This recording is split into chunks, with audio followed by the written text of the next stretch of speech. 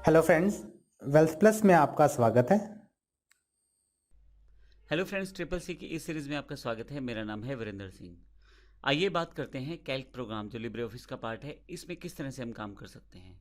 सबसे पहले ज़रूरी है कि आपको रोज़ कॉलम्स में काम करना आना चाहिए, तो उसके लिए मैं कुछ जानकारियाँ देना चाहता हूँ। सबसे पहले आप देखेंगे कि पूरा का पूरा जो इंटरफेस बटा हुआ है काम करने के लिए, वो सारा का सारा एक स्प्रेडशीट में, यानी कि एक शीट में बटा हुआ है। अब नीचे देखें तो शीट 1 लिखा आ रहा है। अगर आप यहाँ ध्यान दें तो कॉलम्स हैं, ए कॉलम है, यहाँ बी कॉलम है, सी कॉलम है, इस तरह से यहाँ पे काफ़ी सारे कॉलम हैं।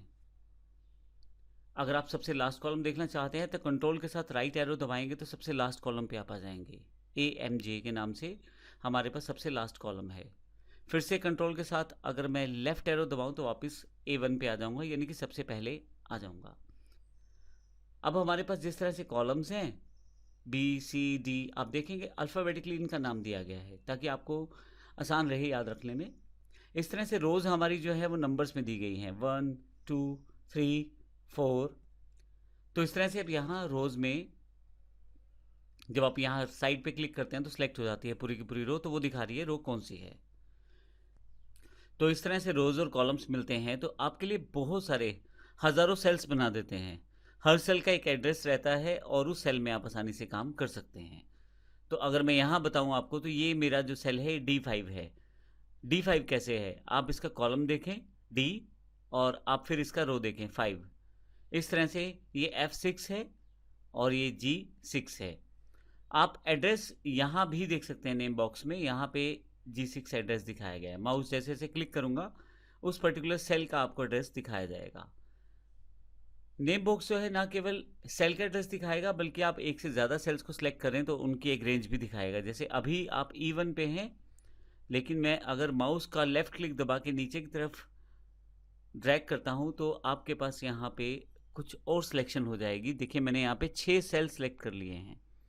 तो आप यहाँ ध्यान दें तो E1 से लेकर E6 तक सभी सेल्स को सिलेक्ट कर लिया गया है। तो इस तरह से आप आसानी से रेंज भी सिलेक्ट कर सकते हैं और रेंज दिखाई गई है नेम बॉक्स में।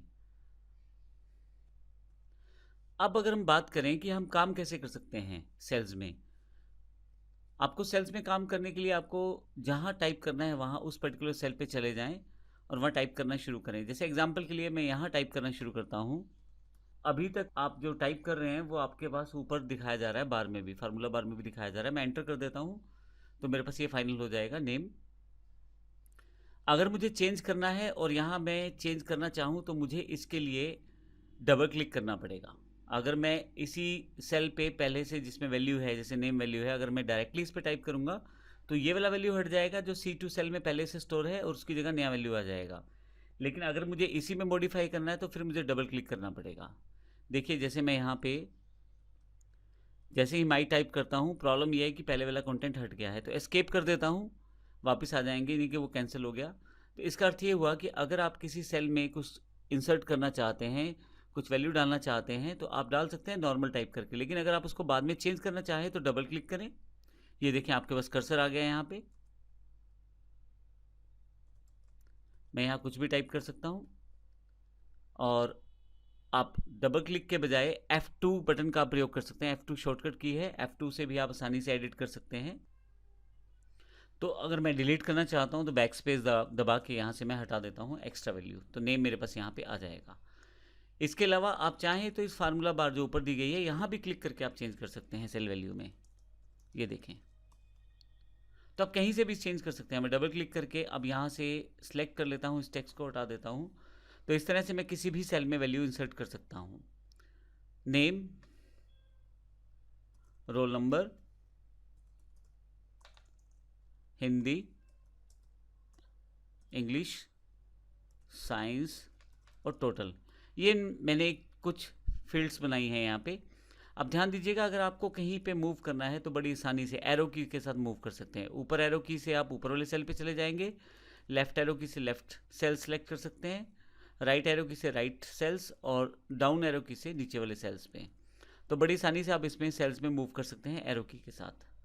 तो अब मुझे टाइप करना है, नीचे आ जाता हूँ, नेम में मैं टाइप कर देता हूँ। तो अब देखिए बड़ी आसानी से मैं यहाँ टाइप कर पा रहा हूँ।